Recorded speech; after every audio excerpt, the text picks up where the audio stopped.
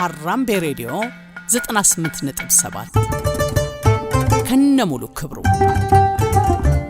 የሰው ልጅ ብዙውን ጊዜ ለአንድ ማህበረሰብ ከሚያደርገውና በማህበረሰቡ መካከል በሚፈጥረው ልዩ ተጽዕኖ ታሪኩ ይጻፋል። የአንዳንዱ ታሪክ ሰሪ ሰው ገድል ዘመናትን ቆይቶ ረጅም ጊዜያት አልፈውት እንኳን ይዘከራል። የአንዳንዱ ደግሞ ከጽሑፍም ከልቦናም ተፍቆ ታሪኩ በሜዳ ላይ ይቀራል።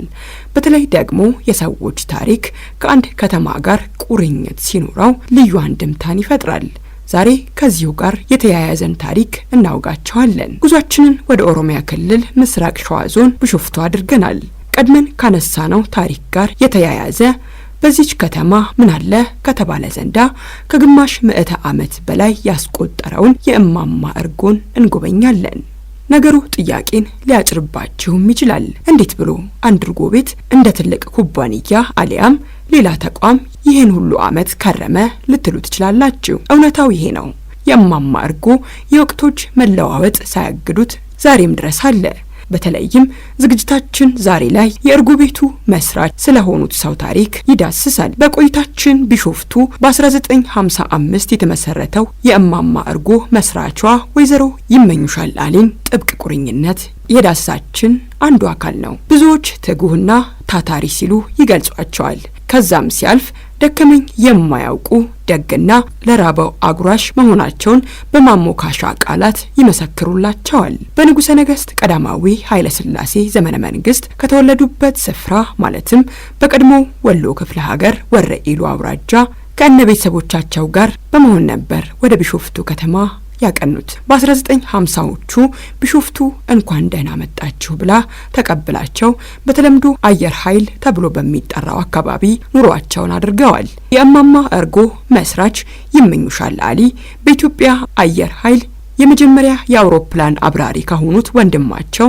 አስፋው አሊና በአየር ኃይሉ የመጀመሪያው ቴክኒሻን ከነበሩት ታናሽ ወንድማቸው አምደወርቅ አሊ ጋር በወቅቱ ጣሊያን ገንብቶታል በሚባለው 2 ክፍል ስፋት ያለው የሸክላ ቤት ተሰጥቷቸው ይኖሩ እንደነበር ከልጃቸው አለባቸው አዱኛ እንደበት ሰምተናል። እማማ እርጎ እሳቸውም ወንድማቸውም በሙሉ ወሎ ናቸው። ከወሎ ነው መጥተው የሰፈሩት። ተዋበች አሊ ነው እሳቸው ግን በእርጎ ነው እማማ እርጎ ተብለው በስማቸው ያወቃ በዛ እንጂ ተዋበች አሊ ነው። አምደወርቅ አሊ ተዋበች አሊ እንደገና አስፋው አሊ አብራሪ የተባሉ የታወቁ እንደዛ ነበሩ። 2 ቤት ነበር የነበረው። የመሰረቱት ግን እማማ እርጎ ናቸው። የወንድማቸው ቤትና የእሳቸው ቤት መጀመሪያ የመሰረቱት እማማ እርጎ ናቸው። የወንድማቸውንም ቤት ከዛ ወንድምየው አየር ኃይል ስለነበሩ ጡረታ ሲወጡ መኖሪያ ቤት ቁጭ በይ ሲላቸው አይ መኖሪያ ቤትም አልቀመጥም አሉና መጡና የቀበሌ ቤት ተከራይተው መስራት ጀመሩ። አሁን ሲሰሩ እንግዲህ እዚህ ደረጃ ላይ ደረሱ። አሁን ያ ወንድማቸው አየር ኃይል ሆነው ሲሰሩ እሳቸው አየር ኃይል ነበሩ። እማማ እርጎ እንዲሁ ሲሰሩ ወንድምየው ጡረታ ወጡ። ጡረታ ሲወጡ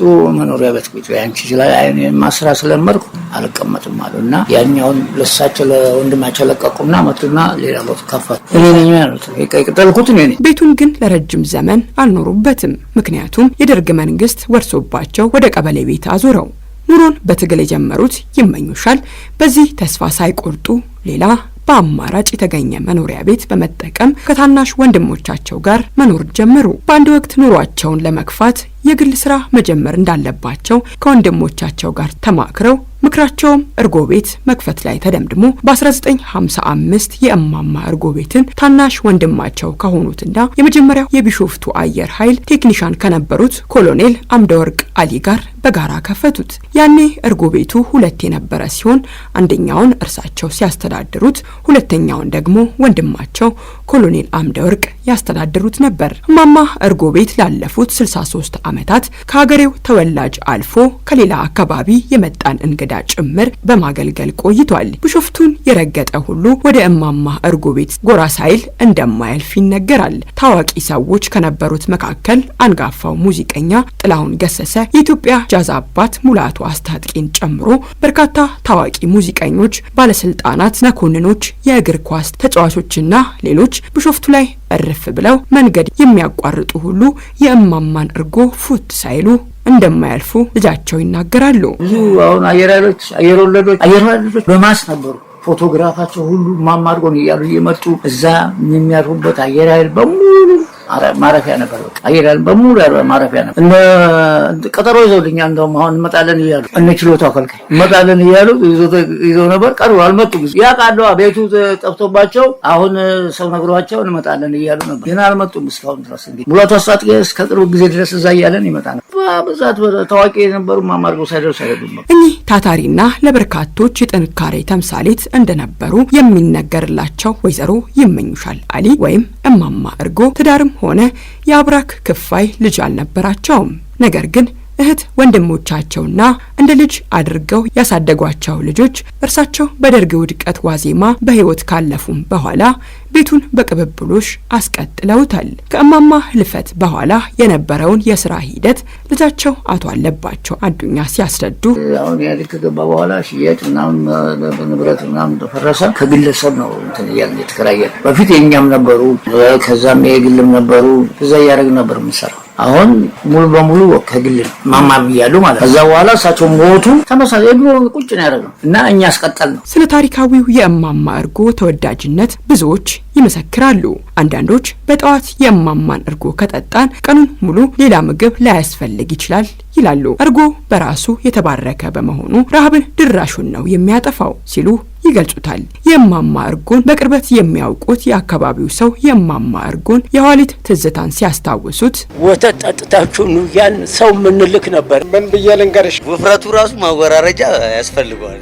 የማየን እርጎ ጠጥተን አድገናል። አንድ ቀን ሳናቋርጥ ሳትበይ መተሽ አንድ ጭኮና አንድ እርጎ ከበላሽ ዘጭ አርጎን የሚያውለው ጥላሁን ገሰሰ ሁሉ ይመጣበት ነበር። ውሰደን እዛ የሚሉም ነበሩ። በልጅነት የማውቀው ጣም አሁንም አለ ቴስቱ። ክብር ዘበኛ ብርጭቆ ይባል ነበር። በክብር ዘበኛ ብርጭቆ 10 ሳንቲም ሳንክብል የምጠጣበት ጊዜ ነበር። ቅዳሜና እሑድ ይሄ መንገድ በአውቶቡስ ተሰልፎ ጠጥቶ በእቃ ይዞ የሚሄድበትን ጊዜ አስታውሳለሁ። ሰው ይሞታል፣ ስም አይሞትም። ከአዲስ አበባም ቢሆን የትንገና እርጎ ቤት ደብረ ዘይት ነው የሚባለው። ይሄ እርጎ ብቻ አልነበረም፣ አንዶች የሚሸጡ ነበረ። የሰው ልጅ ችግር ያውቃሉ። ባይል ሰው ምን እንደሚያስፈልገው አስቀድሞ የሚበላውን ያውቃሉ። ያን ካዘጋጁ በኋላ ነው እርጎ የሚሰጡት። ቀልደኛ ናቸው። አንድ ጨዋታ ስትጀምር ወደህ አይደለም አንተ እርጎ አስክሮ ነው ይላሉ። እለ ያለ ይጫወቱ ነበረ እና በእውነቱ መቼም ሞት ለማንም አይቀርም። ይኸው ቤታቸው በስማቸው አሁንም ይጠራል፣ እርጎ ቤት እየተባለ ይጠራል። ከውጭ የሚመጡ ዲያስፖራዎች ዝናውን ሰምተው እየመጡ ይጠጡ ነበረ።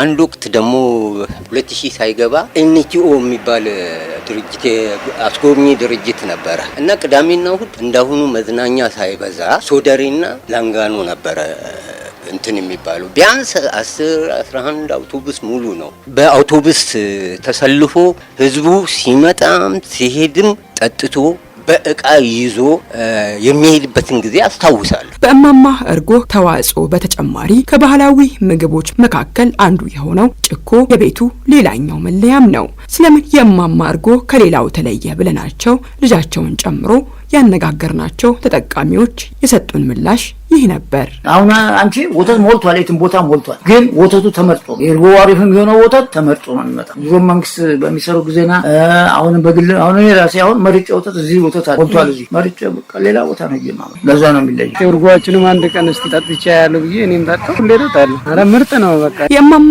እርጎ ቤት ከአገልግሎቱም ባሻገር በነዋሪው ዘንድ እንደ ቅርስ ይታይ እንደነበርም ይነገራል። ቢሾፍቱ ሲነሳ የእማማ እርጎ አብሮት ይነሳል። በወቅቱም ሆነ እስከ ቅርብ ጊዜ ድረስ የእማማ እርጎ ቤት ለብዙዎች የስራ እድል የፈጠረ እንደነበር እማኞች ነግረውናል። ከ1955 ጀምሮ አገልግሎት ሲሰጥ የነበረው የእማማ እርጎ እንደ ያኔው ጊዜ ተገልጋዮች ወደ ቤቱ አይጎርፉም። አርቲስቶች ጭራሹን ዘንግተውታል። ለብዙዎች የስራ እድልን ፈጥሮ የነበረውና ራሱን ችሎ ታሪክ የነበረው እርጎ ቤቱ በግንቦት ወር 2017 ለልማት መነሳቱን ከልጃቸው አንደበት ሰምተናል። ይህን በሀገሬው ማህበረሰብ ዘንድ በቅርስነት ይታይ እንደነበር የሚነገርለትን የእማማ እርጎ ቤት ለማስቀጠል አሁን ላይ አዲስ በተሰጣቸው ምትክ ቦታ ላይ በሰሩት አነስተኛ ኮንቴነር ውስጥ አገልግሎት በመስጠት ላይ እንደሚገኙና አቅሙ ኑሯቸው ቤቱ ቢሰፋ የእማማ እርጎን ወደ ቀድሞ አቋሙ ለመመለስ ምኞታቸው መሆኑን አቶ አለባቸው ገልጸዋል። ኢትዮጵያ ብዙ ታሪክ፣ ባህል ያላት አብሮ የመኖር እሴቷ ዛሬም ድረስ እንደ ሀገር እንድንቀጥል ካደረጉ ምክንያቶች መካከል ናቸው። አንድ ኢትዮጵያዊ በደጉ ጊዜ ከሀገር ሀገር እየተዘዋወረ ሲሰራ ቤት የእግዜር እየተባለ እንደ ራስ ሰው ታይቶ በልቶ ጠጥቶ ወደ ጉዳዩ ይሄዳል። ልክ እንደማማ እርጎ ሁሉ የእማማ እርጎ ታሪካዊ ቅርስ ነው። ረጅም ዘመናት መቆየቱ በራሱ ክብር ያሰጠዋል። ይመኙሻል አሊ ወይንም የማማ እርጎን አደራ ተቀብለው ቤቱ ዛሬም እንዲቀጥል ላደረጉት ሁሉ ምስጋና ይግባቸው። መንግስትና ባለድርሻ አካላት እንደዚህ ታሪካዊ የሆኑ ቤቶች ላይ በቂ ጥበቃ እንዲያደርጉና የማማ እርጎ ዳግም እንዲያንሰራራ የበኩላቸውን እንዲያደርጉም መልእክታችን ነው። በስተመጨረሻም ልክ እንደ እማማ እርጎ ወይንም ይመኙሻል አሊ በመላው ኢትዮጵያ እናት ጓዳ ለአላፊ አግዳሚው እያካፈሉ የሁሉ ማረፊያ ሆነው መኖራቸውም ሆነ በህይወት አልፈው ታሪካቸው አሁንም ድረስ በበጎ የሚነሳ በርካታ የሀገር ዋልታ የሆኑ እናቶች አሉ። ክብር ለእነርሱ። እኛም ዛሬ እማማ እርጎን ማውሳታችን ቢሾፍቱን ለረገጡና ለሀገሬው የእማማ እርጎ ተጠቃሚ የነበሩትን በትዝታ ለማስታወስ በማለም ነው። ጤና ይስጥልኝ። የማየን እርጎ ጠጥተን አድገናል፣ አንድ ቀን ሳናቋርጥ። ሀራምቤ ሬዲዮ 98.7 ከነሙሉ ክብሩ